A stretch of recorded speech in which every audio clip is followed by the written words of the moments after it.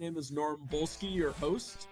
Phenomenal hires that you've helped place, because that's the other thing. Like when it comes to enterprise sales, And this is the Digital Health Heavyweights podcast. Honor to be here, and it's been fun to work with you over the years. We watch our dollars, we watch our but people win with us, and that's important.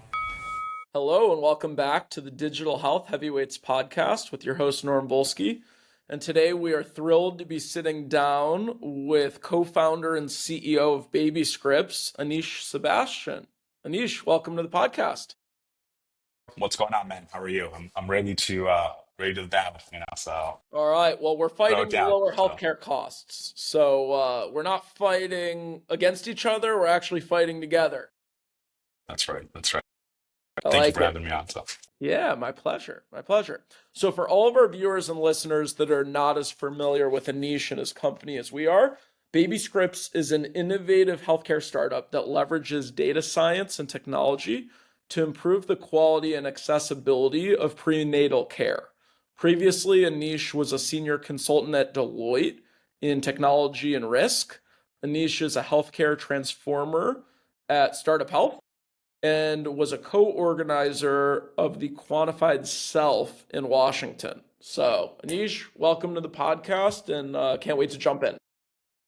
No, I'm excited for this. Long-time listener, first-time caller, I guess, if you want to call it that, right? So it should be fun. That's actually a quote in one of my favorite band's songs, California Magic by Goose. So, appreciate the reference. So, Anish, what inspired you to get into healthcare? Yeah, you touched on some of this, my experience sort of before Babyscripts and the Quantified Self, Deloitte, right? So maybe I can kind of start there and put it together, right? So out of college, right, I worked in the consulting industry, and a lot of my focus there was actually not in healthcare. It was in sort of the financial industry. This was during like the great financial crisis, right? So, meanwhile, as a hobby, right, outside of like core work, I started to get, I'll say, like pretty obsessed with how these digital tools, right? Back in the day, you had the Fitbit before there was the Apple Watch, and there was something called a Jawbone. There were sleep trackers, right? Like how these digital tools can add value in healthcare. So there's a group called the Quantified Self. They are healthcare enthusiasts, biohackers, data nerds, right? Like they're a hobbyist group, I'll say, right? And they started to kind of meet up locally. I got involved in that, learned a lot about what the value of all this data could be. I think the big recognition that I had was that while the enthusiast community loved collecting this data, like healthcare professionals, your doctors and nurses, really hated it. Right? Think about going in saying, "Hey, doc, here's 3 years of sleep data. What do I do?" They're like, "Get out of my office." Right? So that was one. You know what I mean? Like that was like one. It's true. It's sad, but true. Yeah, so because they're like, I've got 30 patients to see today, right? I don't have time for this. That was like one kind of thing that was happening. Meanwhile, in my personal life, right, I started to go on a lot of dates, I guess, with my now wife, but she is a practicing OBGYN, right? So she was delivering patients. She was a resident when I met her, right? And herself and really her boss actually both sort of really opened my eyes to this whole area of the pregnancy episode, right? Where you had a very young tech savvy population, you had this great need for remote care, remote tracking. I looked at that and go, hey, like on one hand, there's this like burgeoning kind of need to like track information. On the other hand, you had this episode of care that quite frankly people didn't really pay as much attention as they should, right? So the result of all of that was the birth of Babyscripts, if you want to call it that. And fast forward to now, those dates ended up being, now she's my wife and we have 2 kids together, and it's been a whole thing, right? So long story short, my passion for finding value in all this data with sort of my personal story, right? Ultimately was what drove me to start Babyscripts and scale it up. Well, I have to ask, is your wife a co-founder of the company, or at least does she get advisor equity? Yeah. Does she get any credit in this thing? No, I mean she gets a lot of credit in a lot of this. I sometimes joke our pillow time is very exhilarating. We're talking about monitoring patients and preeclampsia and other fun stuff, right?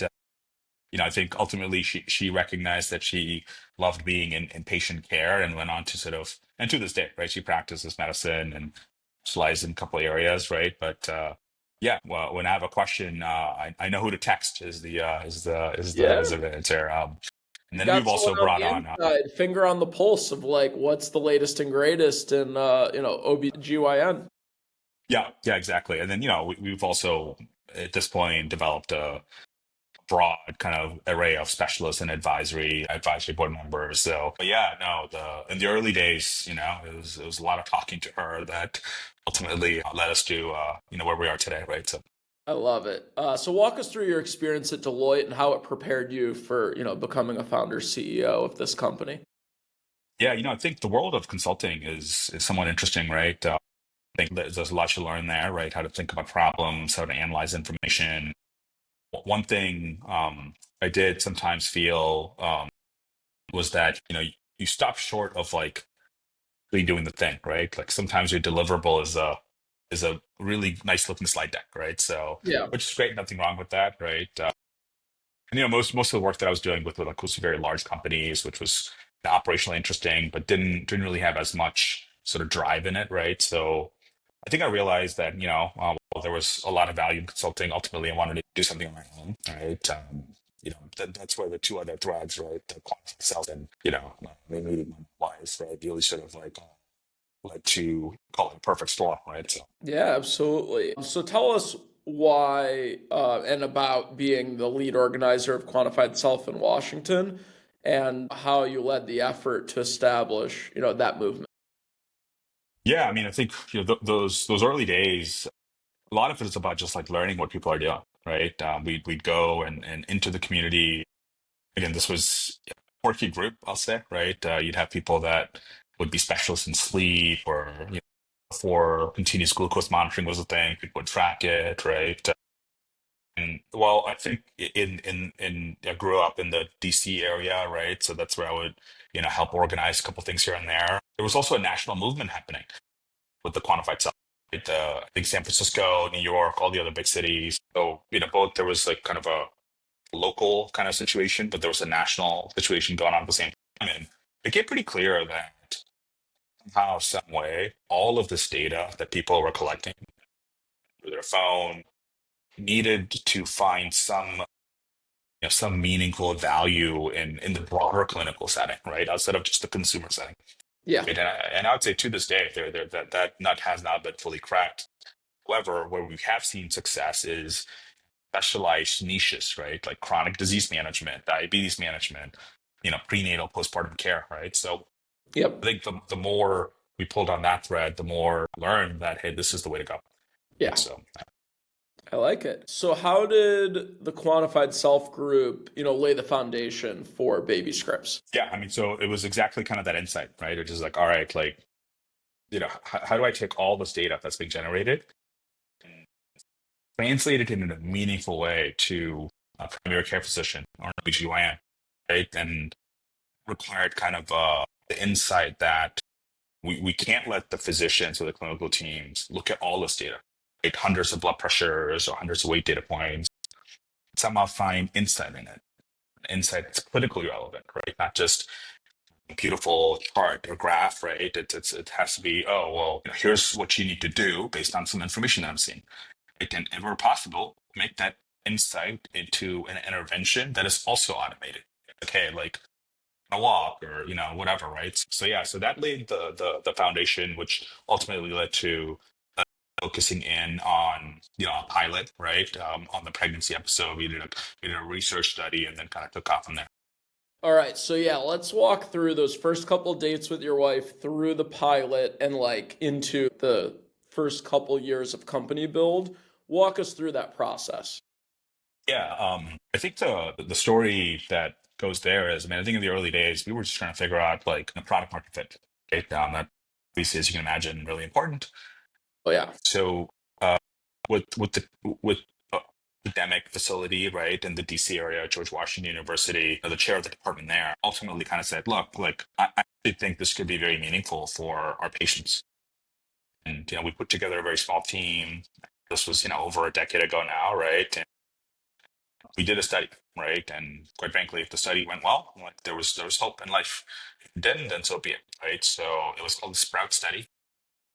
It essentially had like two arms. One was routine prenatal care, and the other was a modified version of prenatal care that involved remote patient monitoring for blood pressure and some other key measures. And the results just was so evident. Right? Patients really loved it because they didn't have to come in as often, right? They got this kit in their home. They felt more empowered in their care. They were taking their blood pressure, stepping on the scale. Providers liked it because one of the things we figured out was, what is the clinical protocol for an alert, right? Let's not have them look at everything. A lot of time perfecting that, right? When does a nurse need to be notified? When does the on-call doc need to be notified, right? So providers find a lot of value in it. And ultimately, right, like it created like meaningful clinical value, right? Like we were able to show, much more engaged patient, which is correlated with better outcome. Yeah. So better for patients, better for providers, right? And better for the total cost of care, which, as you started off the podcast with, right, is ultimately where we want to go toward, right? So ended up being kind of a great study. We published it. It did take a couple of years, so just like 9 months of pregnancy study and and release. And that thousand we started to just like kind of grow off of that. I think that sort of put us in a good position until kind of the next year, which was COVID. But I'm sure we'll get to that, right? Oh, hell yes, without doubt. So you mentioned improved outcomes, and that means a lot of things to a lot of different companies. I can't think of a mission that's probably more important to many Americans than helping reduce maternal mortality. It's honestly scary how in this country, like, we don't perform well in that statistic compared to other countries, despite all our advantages. So how does digital monitoring and virtual care tools, how are those helping reduce, maternal mortality in the United States?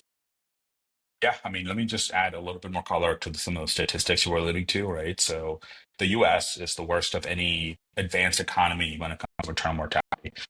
My mom actually produced a film called, oh my God, she's gonna kill me.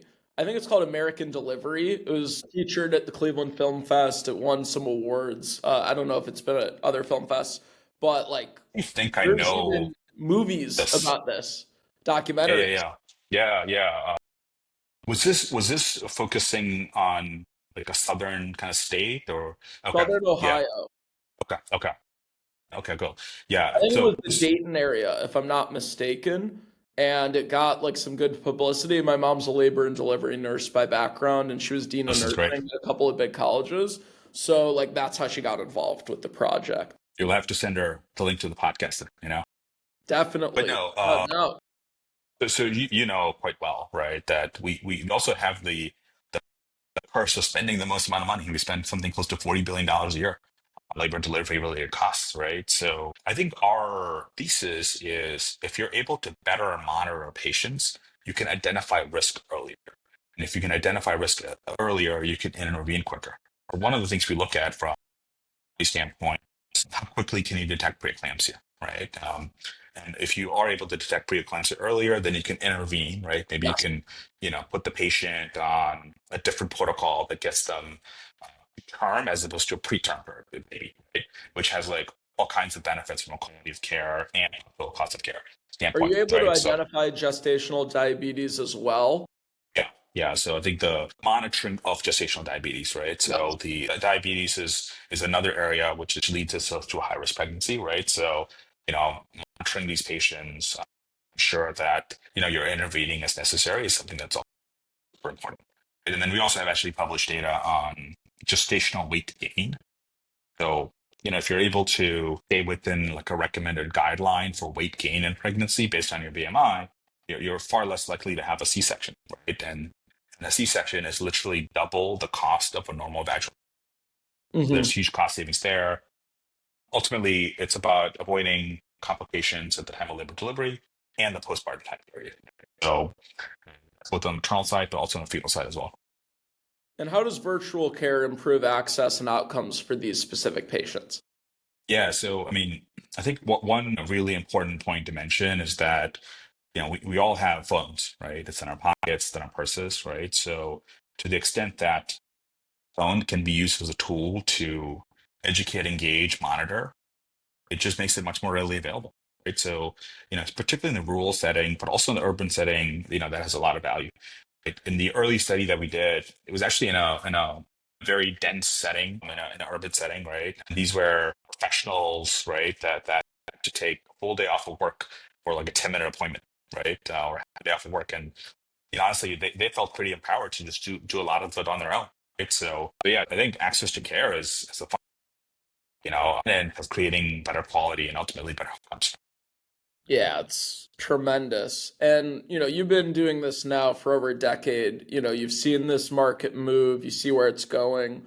What's next for maternal health innovation and policy? Also, I think one kind of juncture I'll mention is the impact of COVID in all of healthcare, but particularly in maternity, right? So I remember our business was just like, chugging along as any other business, and then all of a sudden COVID hit, and you had to deliver smart, remote, safe care for these pregnancies, right? And unlike knee replacement or some other surgical procedure, which you could punt, pregnancy, you can't really punt it, right? Because it's going to happen, right? So, but we saw a tremendous amount of adoption of virtual and digital during the COVID time period, including all of the major bodies like ACOG and SMFM coming out with guidelines. Here's what you can do. My Here's what you wife and can't do. I were pregnant during COVID, so like we Right. went through this whole thing. Yeah, yeah, yeah. And And of one. delivering a baby with the mask on is not an easy thing. So kudos to And you it and your was wife, like right? you So only can have these many people in yeah, the visiting, delivery right? room, and it's like, well, I Yeah, guess I have to tell yeah, my mom she's not going to be there. It's my mother-in-law's our one guest. Like tough yeah, conversations, were caused by that.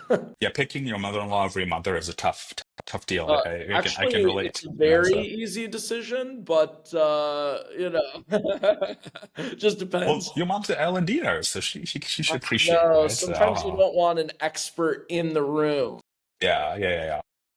So, anyway, so that's a good point, right? So, one of the things that hospitals wanted to do is like discharge patients as quickly as possible so they can get home to their family and honestly keep them safe, right? Because in the hospital, there's like high risk of infection, stuff like that, right? Including COVID, right?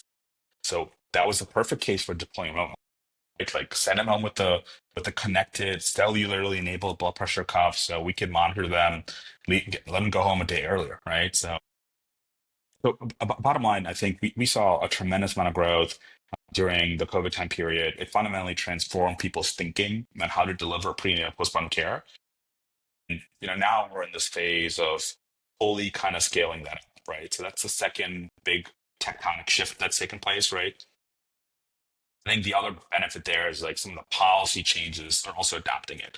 Remote monitoring is being reimbursed in a lot of scenarios now, right? Payers are open to making this part of their program, right? So very beneficial to us. I think when I look into the future, we're now entering the third big tectonic shift, which is AI, right? Like which and how does AI fundamentally change care, right? And actually think one of the first things we'll see is the use of AI for a lot of like basic rudimentary tasks, right? And then eventually, yeah, like predictive risk monitoring and algorithmic risk monitoring and stuff like that. But yeah, that's like the next phase. And ultimately, what does prenatal postpartum care look like in an AI native world is something we think about, right? So Can we dive a little bit deeper into the why of why the United States has such terrible, clinical outcomes, with maternal mortality compared to much of the developed world? Like what led us down this path and how do we get out of it?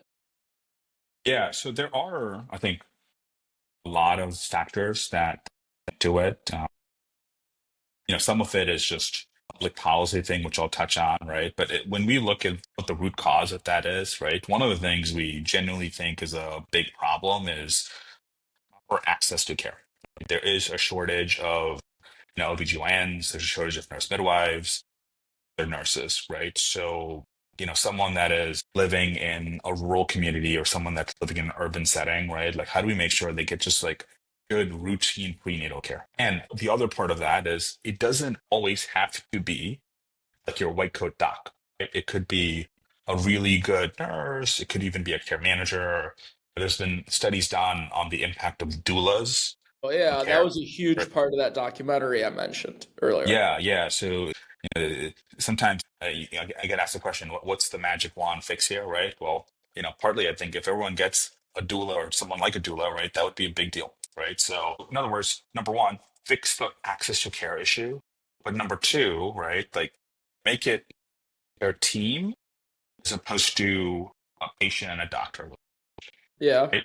Because the needs that a patient might have oftentimes are resolved by other members of the care team as opposed to your primary OBGYN, your maternal fetal medicine doctor, right? Type of thing.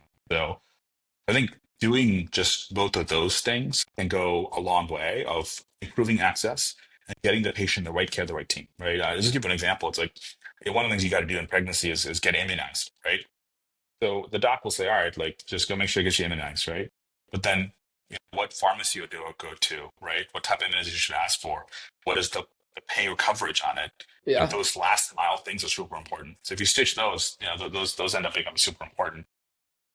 And then I think the last thing I'll mention is, I do think that if you are black or brown, right, like there's clear data showing that you're at a higher likelihood of having an adverse outcome, right? So I think some of this is making sure everyone understands those dynamics and making that part of like the overall education and thinking when it comes to care delivery, Why do you right? So think that is, the racial inequality in health? yeah, I don't know if there's been like a definitive study done to get to the answer to that question. What has been studied is it's independent of and controlled for income, right? So in other words, be someone that's poor or someone that's like much higher on the scale, right? You still see similar outcomes, right? So that obviously leads to folks thinking that like the way patients are perceived, right, is part of the problem here right now.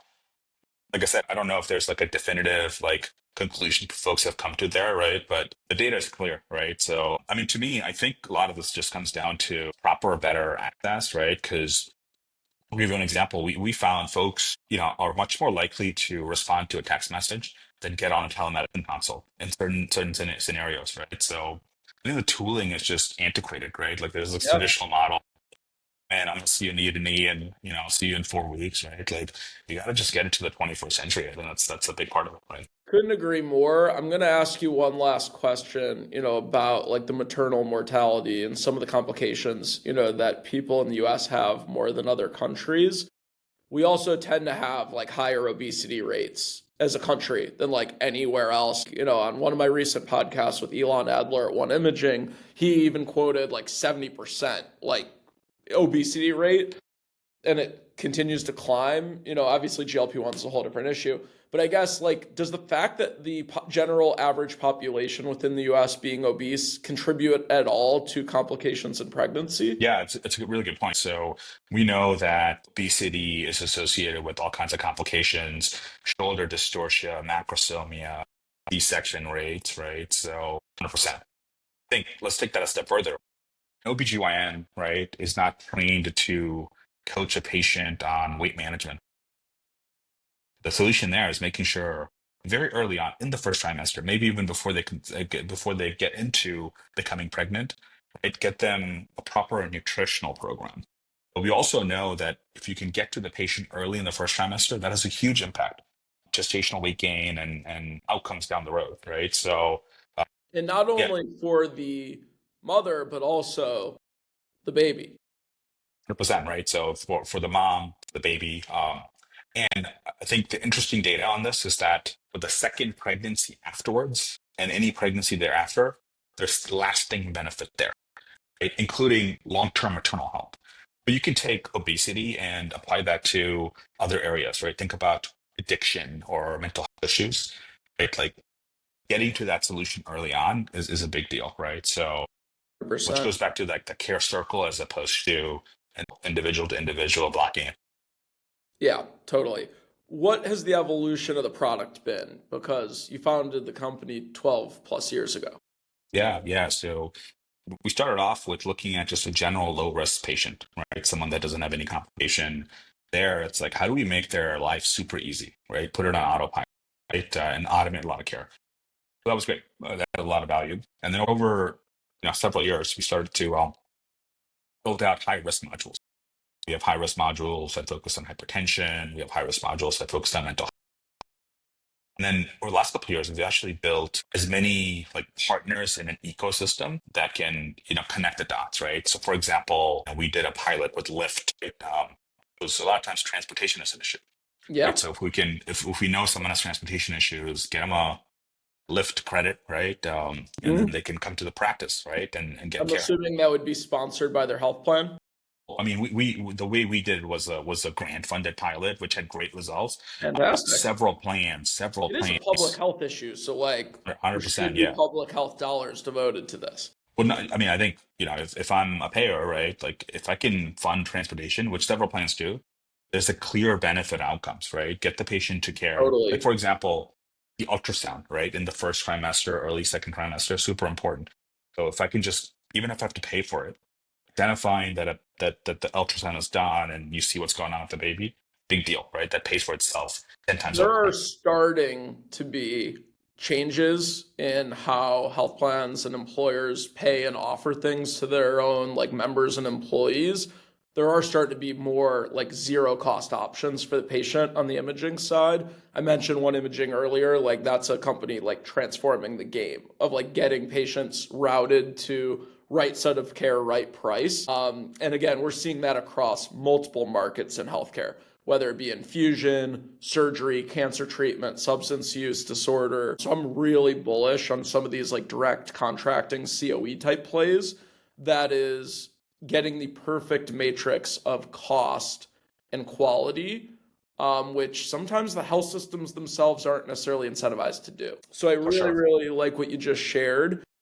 If someone's listening to this and says, man, like I wish I had access to Babyscripts, or do I have access? Like I'm either pregnant or interested in becoming pregnant in the not too distant future. Can you talk through, have you partnered with health systems, insurers, researchers, to deliver this great solution? Yeah, so that's a good question, right? So we're not what you would consider like a direct to consumer, because so much of what the thesis of the company is to connect the dots. Right. So if someone's interested in Babyscripts, obviously I think we're excited about it, right? Like I think we always say go talk to your doctor about it or your provider about it. Right? If they have us, great, then you can get enrolled. If they don't, then have them reach out to us. We'd love to kind of talk to them and get them going, right? Now we also have a lot of arrangements with payers where the payers will directly cover a more kind of holistic model of care here, right? But that's more on the back end. But for someone to get on Babyscripts, your midwife, nurse, or OBGYN has to give you like the virtual digital prescription, right? To get them Yeah. on. Can you walk through like which health plans cover this? So if someone's like, oh, I have X, Y, and Z health plan, I already have access to this. Yeah, so from a remote monitoring standpoint, I would say a majority of plans are some form of our, which is good, which means, that be delivered by the provider in concert with the Babyscript. And There there's a are, of course, CPT code for these that's right. things. Yeah, exactly. Yeah, there's a set of key CPT codes that leverage service right now. The same nuances of like out of pocket and deductible, those type of dynamics come in, right? But more than that, what we see in a majority of health plans will cover the RPM piece for high risk pregnancies without too much of a problem, right? That's great. That's really, really good. So if a patient wants to use this, what steps do they have to go through to get access for it? Yeah, so if their provider's already using it, great. Every patient with their provider sees that the provider sees will get some version of it. Might be just a low risk basic education one, or it could be the high risk one, right? So Yep. if they don't, then you got to bring it up, right? And in some ways, I kind of treat it as like you might have seen a commercial for a drug and bring it up with your doctor, right? That type of thing, Yeah. right? So, because it does require kind of sugar, right? Or they could also reach out to us, info@babyscripts.com. We can reach out to their provider and see if they would be interested in onboarding us, right? So sometimes that's actually been effective where a Mhm. consumer or a patient might say, hey, like, I think I need this. And then we'll start a conversation with the provider and then, they'll open a door for us. Right? Are there any large health systems that are noteworthy that use this? That, again, if someone's like, oh, I go to that health system, my provider is in that health system, that they have direct access for? Yeah, so some of the more notable ones, Banner Healthcare, which is kind of That's a an big uses name. I love it. yeah, and then we also work with Star in the Washington D.C. area. All in all, everything put together, we work with about 80 or so, provider organizations, right? Some are very large, some are more regional, right? So we have thousands of individual practitioners that are working with us on a day-to-day basis. And we're in about 27 states, right? So likely somewhere in a state that you're in will probably have Babyscripts. In Ohio, we work with, Tri Health, and a couple others in Ohio, but that's the one that comes to mind. This episode was brought to you by the digital health team at Direct Recruiters, as well as the MVP Growth Partners team. We are really excited on the Direct Recruiters side to work with companies including Livongo, Teladoc, Hinge Health, Lyra, Verta, Progeny, Carum, Rightway, and many other great companies. From MVP Growth Partners, we're really excited to invest in early stage digital health companies. Our first is One Imaging, which we couldn't be more excited about, and Posterity being second, and many more to come. Thanks for watching and listening, and back to our episode. Fantastic. Can you share with us some patient stories that have really truly impacted you, and explain how Babyscripts was able to help? There are so many that I can that come to mind. I'll point to one. This was actually something the New York Times eventually did a write-up on. This was a patient. Her name was Deirdre.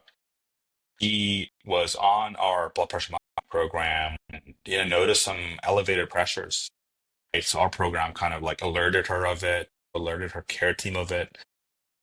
She was brought into labor and delivery, and it turns out that she was very sick. She had all kinds of issues that was detected. Ultimately, she was delivered right then and there. But I think she believes, and her provider believes, that had it not been for this type of monitoring, there could have been seriously bad outcome, right? Either to her or to the baby.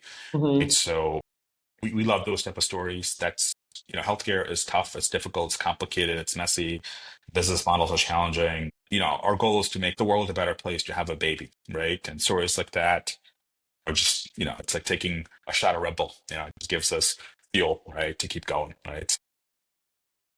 But then even outside of that, right, that's like a very intense case, right? We've seen scenarios of patients saying, I love the fact that I'm empowered in my care, right? There's a kit that comes to my house, I'm involved in this, right? So there's a natural patient activation that comes into place, right, as a result of it. Yeah, no, I love what you're doing. It's freaking awesome. So Babyscripts is focused on collaborative care. Some of your outcomes include your patients being 217% improved adherence, 13-day reduction in time to detect preeclampsia, which those 2 weeks can be crucial in long-term outcomes. Can you explain a bit how Babyscripts patient outcomes compare to a population that doesn't have access to Babyscripts? The 13-day reduction is a really important one, right? So it's because we have visibility into what's going on with patients on a daily basis. They do the thing. They get into the app, answer the questions, take their pressure. Right? So the early detection of preeclampsia is ultimately really important driver, which was the example that I also gave, right, of intervening in a way that can avoid an adverse. Right? What we know is that in the general population, the case, right, and as a result of that, there's a lot of undetected risk that goes on. There's a lot of anecdotal case studies that we've done around that. When we look at more compliant patient, right, we also know that Babyscripts and the basic monitoring drives that. Right? So we see patients just more compliant with care compared to just traditional in-office piece. We actually did a study on this called the Phantom study, where we compared folks that got care remotely, folks that got care through Babyscripts. And we found two things that was interesting. Number one, remote care drove a much higher degree of compliance. But when we looked at it between kind of the race and ethnicity divide, there was a big difference in the in-office population between white moms and black moms. But when we looked at It's so Babyscripts, it's sort of disheartening. yeah. But when we looked at it on the remote care model, it was equal, right? They were both That's much more amazing. compliant. Right? So it turns out that, sometimes folks maybe don't want to come in or are a little bit hesitant to do things in the in-office setting, but with the baby next to where I am, I can go quickly take a blood pressure, right? That's easy, especially if there's healthy amount of reminders coming from the system, right? So that was a pretty monumental study that we did, which was actually interestingly even recreated by other academics that published it, right? So the data at this point is pretty clear on the monitoring there, right? I love how you make this process for the mother so much more approachable than traditional medicine going into a hospital and like it's a different feeling going into a hospital. You're treated almost like a child and you're being talked to as being like part of the process. And I Well, think let me give you one example there, just real please. quick, right? So in the postpartum time period, this is the most evident, right? When you have like a 4-day old at your house, you've been there, right, during COVID, right? Like, the amount of like friction there is to like take that 4-day old and you're like completely sleep deprived, put them in a car seat, lug that baby and the car seat to the hospital, right? Your wife is recovering, like maybe she had a C-section or some complication. Like that is the last thing you want to do, right? But we would know that's super important. More moms go to die in the first 16 days after delivery than any period in pregnancy. Yeah. Compare that to like, oh, there's a cuff that's in the mail that's there. I just got to put it on, take it, done, right? So you can see how this drives a much higher degree of compliance. It Yeah. just takes the friction out of it, right? So I get a little passionate about the postpartum time As period you because should. As you should. that's where the biggest This gaps are. But yeah, I think it's super important. is huge. Can you share with our listeners what it means to be a healthcare transformer for Startup Health? Yeah, so the Startup Health Group is, I think they call it like an academy of sorts, right? But It's like an fundamentally, accelerator incubator type of situation. yeah, exactly. Yeah, yeah. I think the big difference that they have is they have a much longer horizon. They have a decade-long horizon of which they work with companies on. I think really the core piece there is it's hard, it's complicated, it's messy. It's going to take time for to show real results and real scale, right? So I think, I'm a big believer in that thesis, right? So we partnered up with Startup Health, yeah, over a decade ago now, early on, and they've been kind of They don't cut you great off at partners. 10 years. They don't say, all right, No, 10 years is no, up. You're on your own. Like, they will continue to work with you. yeah, exactly. It's like you're part of a family, right? Is the I love mentality. it. So yeah. Very, very cool. I love it. So, you call yourself an active listener and learner. Can you please share what those values mean to you, how it's helped your company, and how our listeners can take those values and improve, their own professional journey? Yeah, I think there's kind of two components of it. Originally, my initial background wasn't necessarily in pure play healthcare, right? So there was an active listening approach that I took with our early customers, early partners that really opened our eyes to where the problems were, what the product market fit is, right? So I think that was a really important piece, and I learned a big lesson there, which is, the customers will tell you if you just listen, right? Instead of like forcing a certain approach to them, they'll tell you. And I'm assuming you did the same thing with patients and you listen to your 100%. customer, the Yeah, provider, and the patient, and you find that combined amount of information and, kind yeah, of meld it together, then you have a secret sauce. yeah. It's I call it, product, market, patient, payer, right? Because Yeah. it's the three big ones are the provider, which is the health system, the patient, right, and then The payer. what is the payer's perspective, Yeah. right? And that's the Got to be win win win. If you're only exactly. allowing two of them to win, like you're in Yeah. trouble. Yeah. I think the other thing I'll mention is that I think, within our teams, right, like the folks that are like doing the work, the edge of the organization, right, are more adept and know what the solutions are than times leadership, right? So good listening is also, not just listening, but also a lot of times just watching, right? Like seeing on the support side, right? What are the tickets that are coming in? How long does it take them to resolve it, right? Like doing someone else's job is probably the best way to understand what their problem is. But certainly actively listening to it is a big part of it. And then some of the best solutions come out of that, right? So as opposed to some a priori intention solution.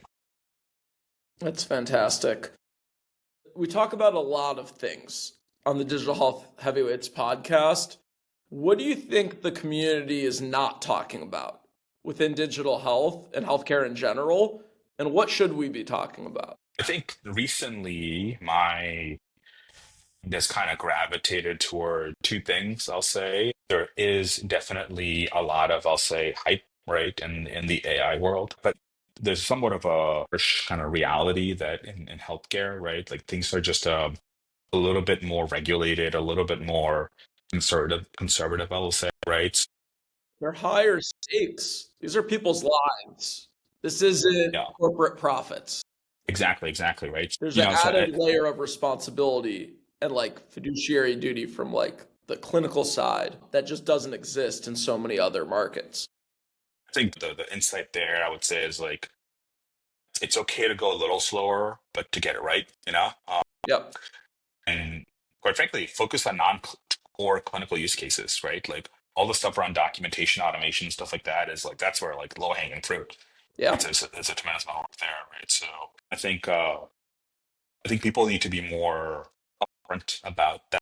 So, you know, maybe I'm a little biased, right? I'm in this for a decade, right? So sometimes that's what it takes, right? Which sometimes in the world of startups, like you want to just get things done in a couple years, right? And that might happen. I'm not taking that off the table, but you got to be patient sometimes, right? So I like it. I like it. You've been in, this maternal care world for over a decade. What's next for maternal and prenatal care over the next decade? yeah, I'd say two things, right? So from a care standpoint, going to sound a little cliche, but I do think that AI, so fundamentally stands to transform care delivered, right?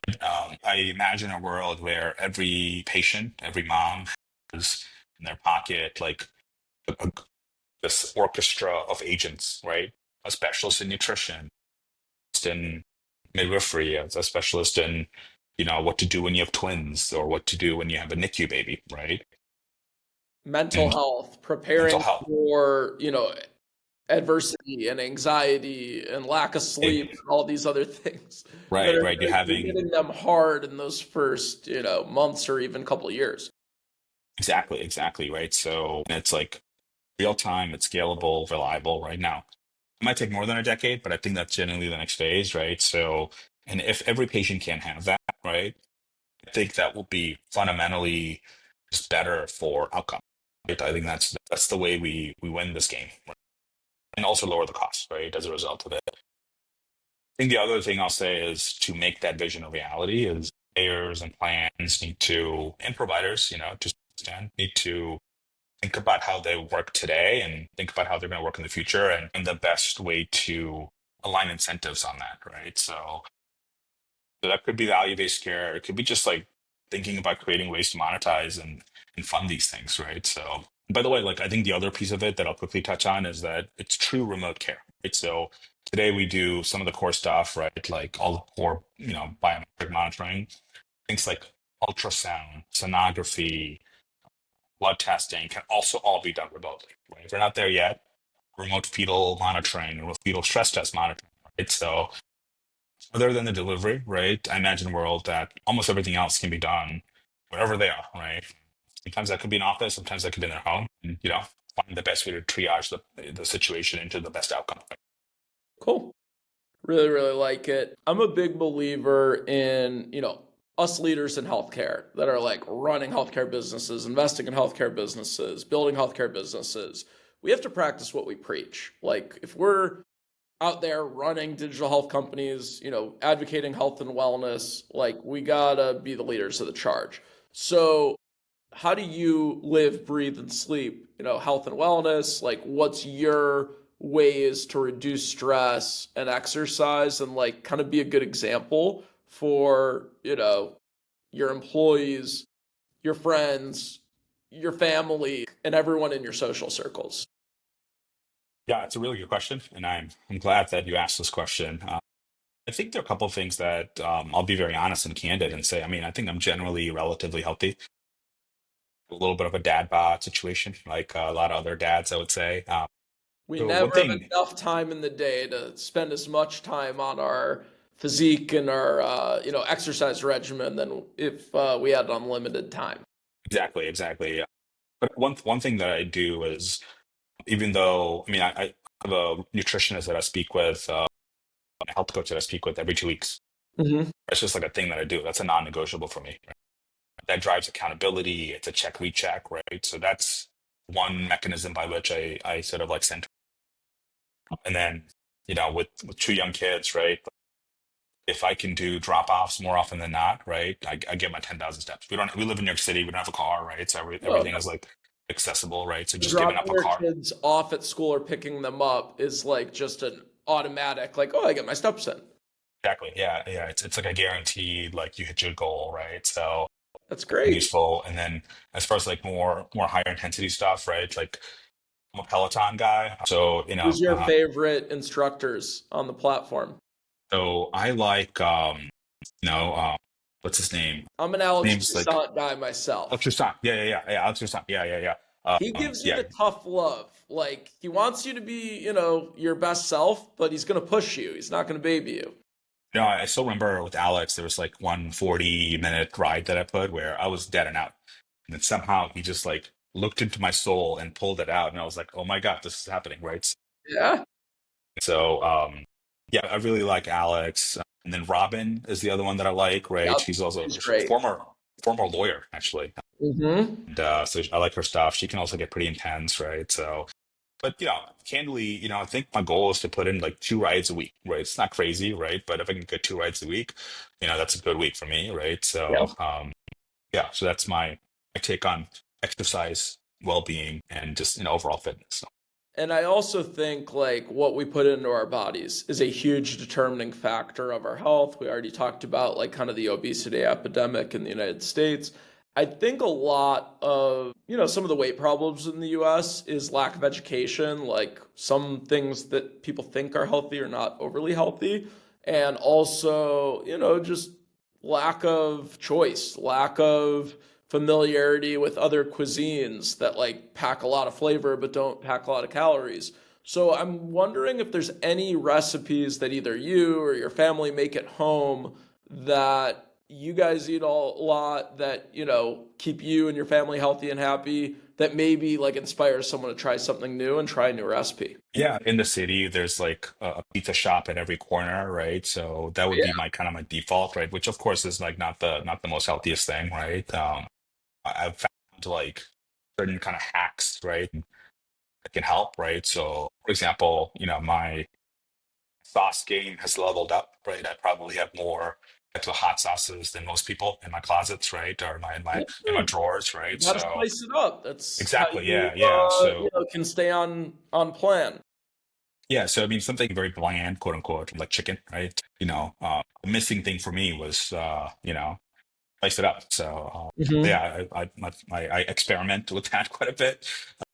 And that I think is satiating enough. I'm like, all right, I'll do that instead of like, running down and grabbing a couple slices, right? So, and over time, that makes a big difference, right? So, uh, and then when needed, we can dial in or out of certain kind of meal services, right? That can Hmm. also help. It's in a pinch, we'll do that, right? Any So, that you've used that like you'd recommend, and you're like, hey, if you're really busy and you don't have a ton of time to cook, like this is something that I personally have enjoyed. well, yeah, I mean, I actually have never really kind of said this publicly, but there's a company called Suvie, Suvie. Yep. They have like a kitchen robot, that's what they call it. The meal service that goes along with it. So you have to order it ahead of time, so you make sure it's like relatively healthy. The cool thing is like you can dial it up the night before, and then the next day it's ready, right? So have you heard about? I have not, but I don't know if they've launched in Cleveland, Ohio yet. Yeah, check it out. Check it out. It's cool because it's like a fridge and an oven all in one. It's kind of an interesting concept. So That's incredible. yeah, it just makes things more convenient. We're both working professionals, right? And with two young Yeah. kids, you got to find all the hacks. So I'm in the same situation, two kids, my wife works, and yeah, there's not enough what time. about you? What's your go-to? What's your hack?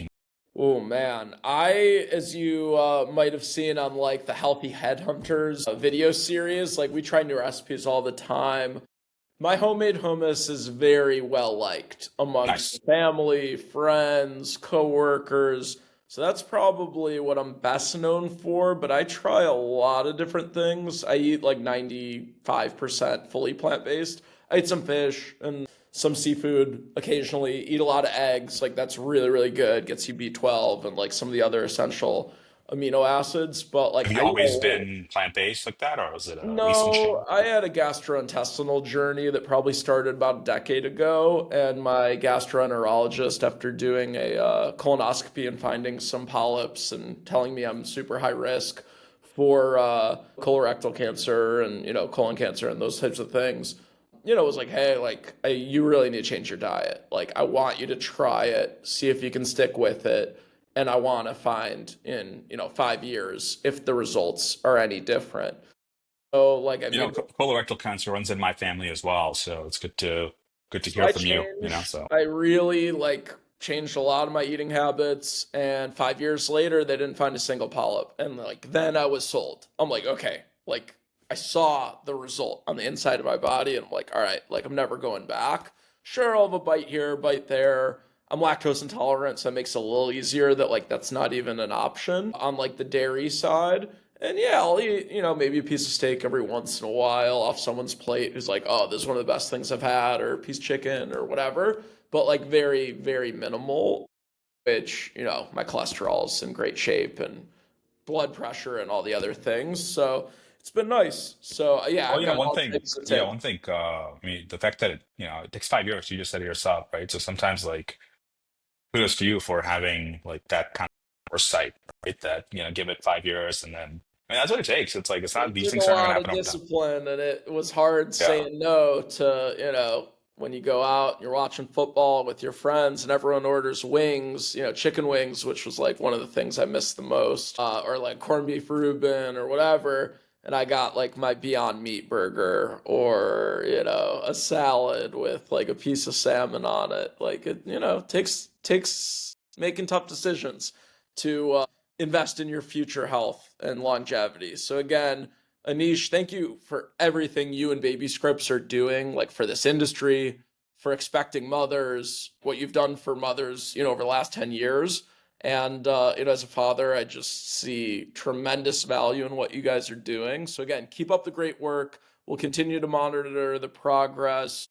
Anyone listening that wants Babyscripts, please talk to your health plan and doctor to get access to it if you don't already. And, thank you so much for joining us on the Digital Health Heavyweights podcast. No, this was a blast. Thank you for having me. Thank you for joining. Please like, comment, and subscribe below if you enjoyed it.